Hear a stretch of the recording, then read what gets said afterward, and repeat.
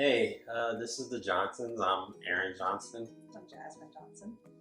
and we're gonna talk a little bit about our adoption journey and some other things we'll hit on later.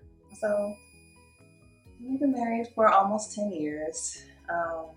After we had been married for about a year, we started trying to, conceive, get pregnant, grow our family. But we had a lot of difficulties. We struggled with infertility for about 3 to 4 years or something like that. Went to doctors, did tests. Nothing really came of it. Nobody really knew what exactly was wrong. And so we started to think about other options for becoming parents. Something we had a desire to do, and we wanted to grow our family. First we thought about if we did the IUD treatments. We did one cycle of that, and that didn't work. And IUI, yeah, the IUI, sorry. Did one cycle, didn't work. And we decided to maybe try fostering. We considered that, but that fell through. It didn't work out. We just wanted something a little more permanent. So that's what really kind of drove us to the adoption route. We looked at a number of different adoption agencies, called around, asked questions, and we decided to go with Bethany Christian Services for our 2 boys. It's a lengthy process, it's a lot of paperwork, medical tests, income information that they need.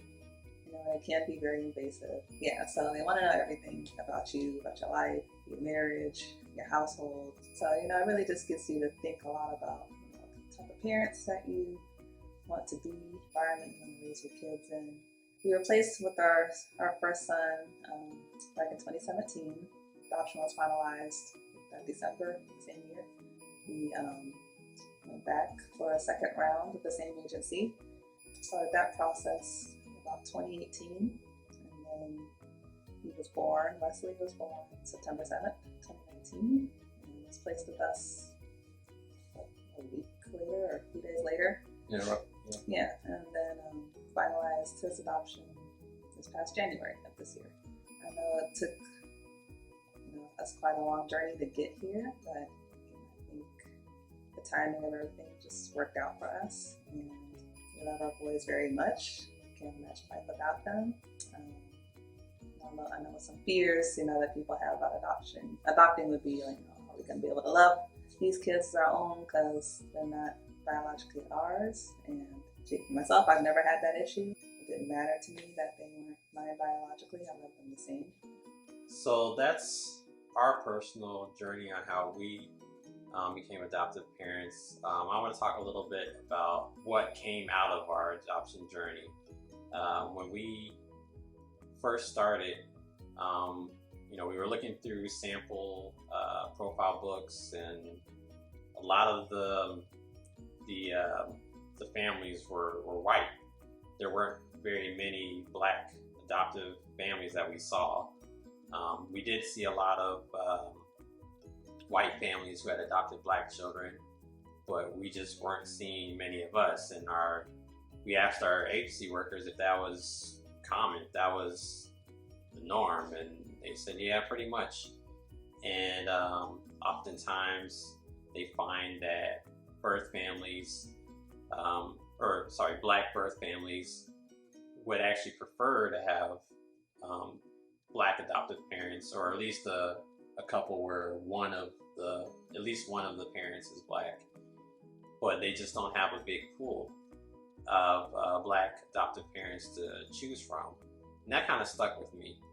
I didn't really do anything about it with our first adoption, but like I said, it stuck with me. And then shortly after our second adoption, I decided to do something about it.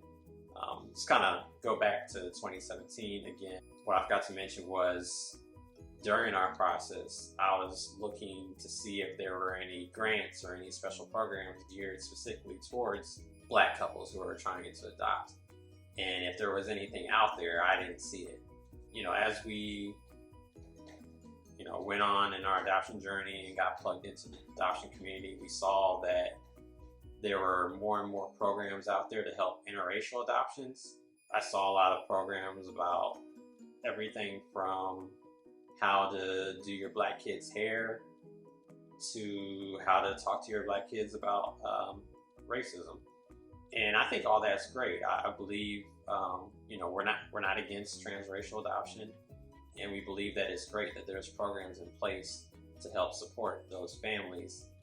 But at the same time, it didn't make sense to me that we were, or by we, I guess I mean the adoption community, were doing so much to help, white families with their black children, but not doing anything to help recruit more black families. That really stood out to me. I wasn't understanding why that wasn't happening. Again, back in 2017, I didn't really do anything about it. But fast forward to 2019, shortly after we adopted our second son.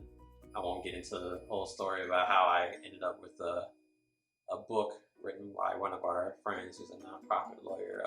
I just ended up reading it somehow. I had no plans previously to start a nonprofit, but somehow I decided that, I should, try and start a nonprofit whose goal would be to give out adoption grants specifically for black families. We know for all families, black, white, whatever, cost is a big issue in trying to adopt. And I wanted to do something specific for black families to help ease the financial burden. So through all that, I started WHAT. WHAT stands for We Adopt Too. We have our t-shirts on here. And the full name is WHAT Black Family Adoption Assistance. And we are an official 501c3 nonprofit, which means any donations are tax deductible. And actually just about a week ago, we were able to give out our very first $5,000 adoption grant. And we're hoping to do more. Moving forward, we're in the middle of a fundraising campaign for this National Adoption Month. Yeah, if you're able to give, you can go to our website, www.whatadoptions.org. I'm sure there'll be a link somewhere in this post, but every little bit helps. That way we can give more and more adoption grants to black families. So again, that's our story, how we became adoptive parents and how I started the nonprofit, WHAT Black Family Adoption Assistance. So thank you for your time.